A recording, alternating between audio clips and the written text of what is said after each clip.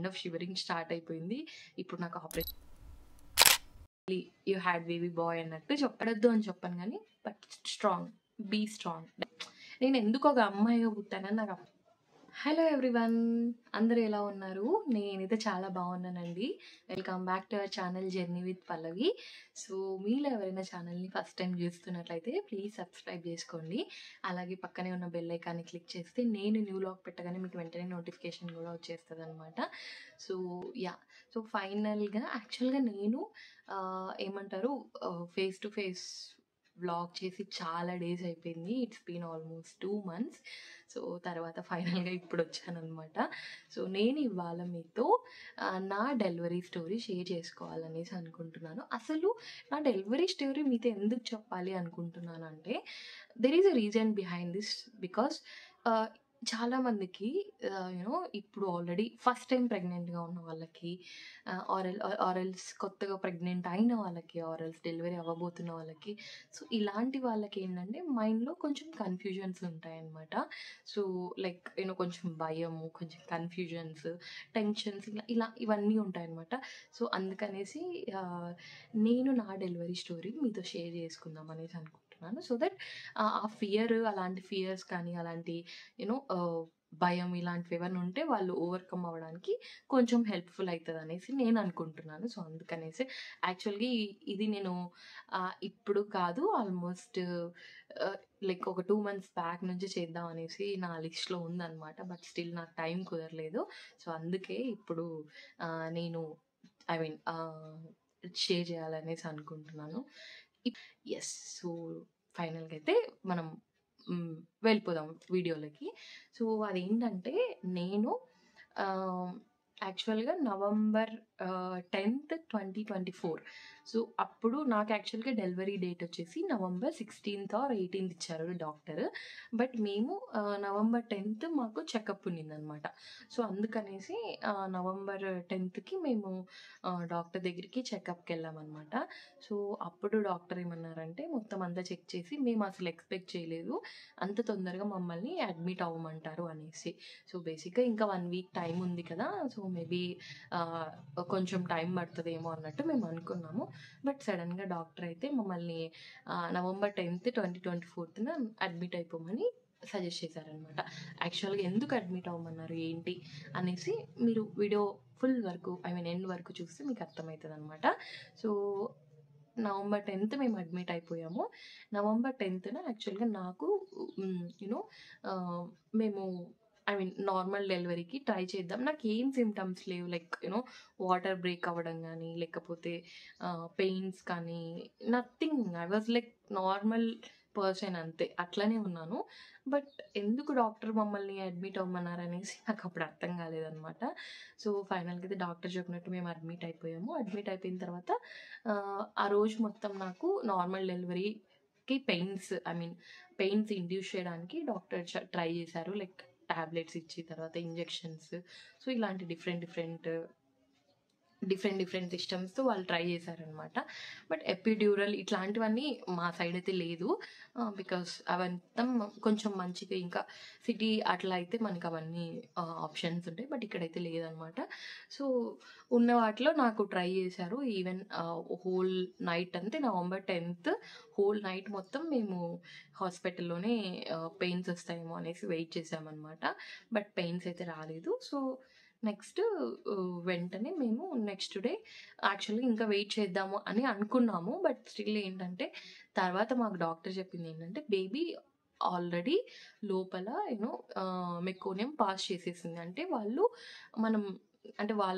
Urine pass చేసుకుని ఇలా water ఉంటాయి కదా, సో అవంతా వాళ్ళు బేబీ తాగేసింది అనేసి చెప్పారనమాట. సో ఇంకా బేబీ లోపల ఉంటే ఏమవుతుందంటే కొంచెం బేబీకి మళ్ళీ ఫ్యూచర్లో నిమోనియా ఇట్లాంటి ప్రాబ్లమ్స్ వస్తాయి అట్లా అనేసి అన్నారనమాట. సో అందుకనేసి మేము వెంటనే C-sectionకి డెసిషన్ తీసుకున్నాం అనమాట. సో నెక్స్ట్ డే మార్నింగ్ అంటే నవంబర్ 11th 2024 మార్నింగ్ 6 o'clockకి నాకు టైం ఇచ్చారు.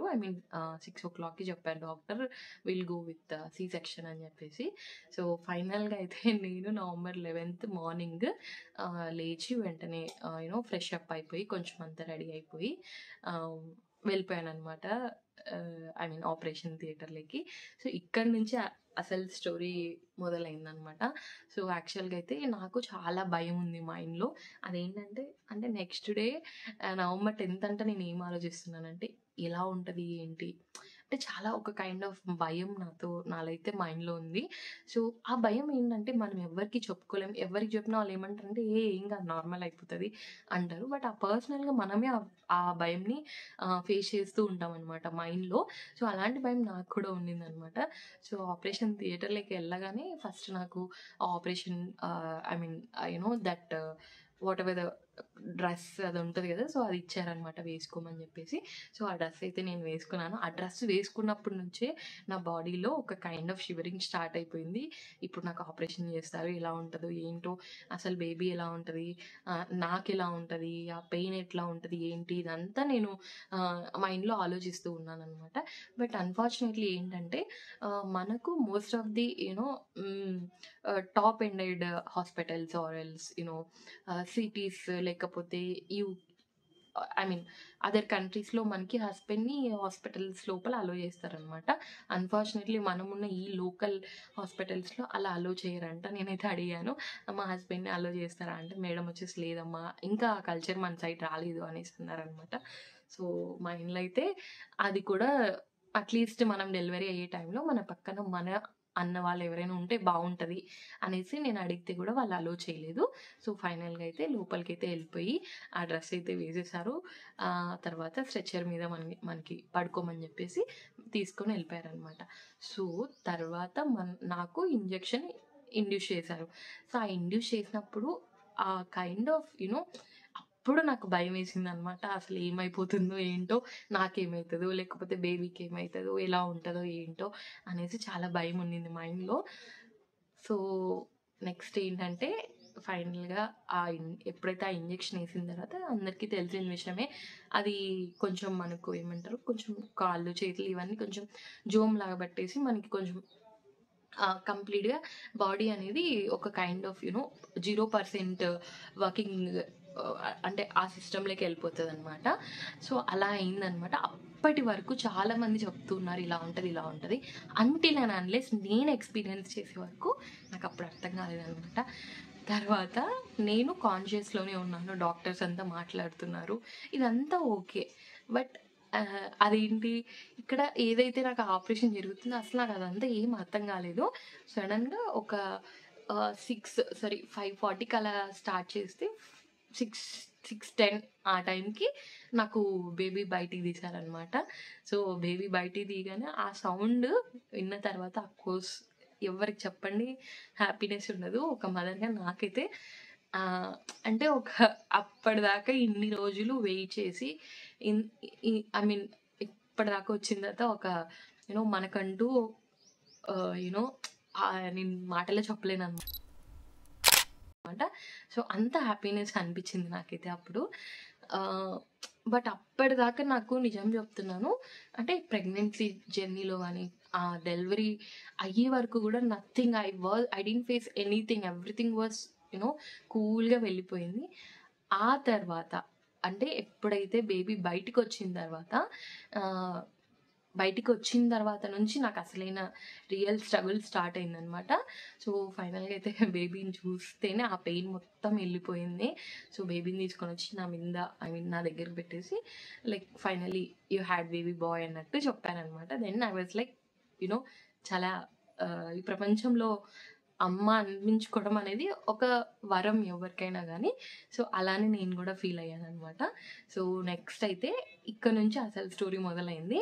అదేంటంటే కంప్లీట్‌గా ఆపరేషన్ అంతా అయిపోయింది. ఐసీయూలోకి తీసుకెళ్ళిపోయారనమాట. వన్స్ ఎప్పుడైతే నాకు వాళ్ళ ఇంజెక్షన్ ఏసినది ఐ మీన్ అది రిలీజ్ అయితూ వచ్చిందో నా బాడీలో నుంచి, దెన్ నాకు పెయిన్ అనేది స్టార్ట్ అయిందనమాట. అప్పుడు, అప్పుడు నేను అనుకున్నాను అసలు ఎందుకు ఇదంతా? నేను ఎందుకు ఒక అమ్మాయిగా పుట్టానని నాకు అప్పుడు అనిపించిందనమాట. ఆ పెయిన్, ఆ నడవలేని సిట్యుయేషన్ ఇదంతా అప్పుడు ఫేస్ చేసినప్పుడు literally I got tears in my eyes like మా అమ్మ, నా చుట్టూ ఉన్న మా పిన్ని వీళ్ళందరూ మా మా హస్బెండ్ సైడ్ వాళ్ళు, మా అత్తయ్య వాళ్ళు ఇలా ప్రతి ఒక్కరు చెప్తున్నా కూడా నా వల్ల అసలు అవ్వలేదు. డాక్టర్‌ని అడుగుతూనే ఉన్నాను. నాకసలు పెయిన్ నా వల్ల కావట్లేదు. నేను ఏం చేయాలి? ఏం చేయాలి? ఏం చేయాలి? అనేసి లిటరల్లీ నాకు అప్పుడు ఏడుపొచ్చిందనమాట. సో, చాలామంది ఏమంటారంటే సిజేరియన్ చాలా easy. I mean C section చాలా ఈజీగా అయిపోతది. ఏం పెద్ద స్ట్రగుల్ ఉండదు. నార్మల్ డెలివరీ చాలా లేట్‌గా ఐ మీన్ ఏం చాలా ప్రాసెస్ ఉంటది. చాలా పెయిన్ తీసుకుంటారు. నో. అంటే ఇలాంటి ఫాల్స్ థింగ్స్ సొసైటీలోకి ఎప్పుడు తీసుకొని రావద్దు అనేసి నేను ఫీల్ అయితాననమాట. Irrespective of C section or normal delivery every pain is different. Every situation is different అనమాట. నార్మల్ డెలివరీ అయిన వాళ్ళకి పెయిన్ ఉంటది. సి సెక్షన్ అయిన వాళ్ళకి పెయిన్ ఉంటదనమాట. సో, ఇన్‌ఫాక్ట్ సి సెక్షన్ అయిన వాళ్ళకి యునో అది లైఫ్ లాంగ్ వాళ్ళు క్యారీ చేస్తూనే ఉంటారు. ఎక్కడో ఒక చోట వాళ్ళు హెల్తీగా ఉండకపోవడం ఇలాంటివన్నీ జరుగుతూ ఉంటాయన్నమాట. సో, అలా. అలా ఉంటది ఓవరాల్‌గా అయితే. సో, నేను ఫైనల్‌గా సి సెక్షన్ అయిందనమాట నాకు. సో, ఫైనల్‌గా నాకు బేబీ బాయ్ అయితే పుట్టాడు. సో, ఇది ఓవరాల్‌గా నా డెలివరీ స్టోరీ. సో, ఇక్కడ ఏంటంటే ఎవరైతే అప్‌కమింగ్ మదర్స్ ఉంటారో వాళ్ళందరికీ నేను సజెస్ట్ చేసేదేంటంటే, మనం ధైర్యంగా ఉన్నంత వరకు మనలో యూనో మనకి మనం ధైర్యం చెప్పుకున్నంత వరకు until and unless if you are courage about your self definitely మనం ఏదైనా అచీవ్ చేయొచ్చనమాట. సో, ఎవ్వరు ఆ సిట్యుయేషన్స్‌కి భయపడొద్దు అని చెప్పను గానీ, but strong. Be strong. Definitely you can achieve anything అనమాట. Especially womens can achieve anything. So, yeah! So, ఇదనమాట నా సింపుల్ అండ్ స్వీట్ నా డెలివరీ స్టోరీ. సో, ఇప్పటికి మన ఛానల్‌ని ఎవరైనా సబ్స్క్రైబ్ చేసుకోకపోతే ప్లీజ్ సబ్స్క్రైబ్ చేసుకోండి. అలాగే నా వీడియో నచ్చితే లైక్ చేసి, షేర్ చేసి, సబ్స్క్రైబ్ చేసుకోండి. Thank you all. Have a great day. Bye.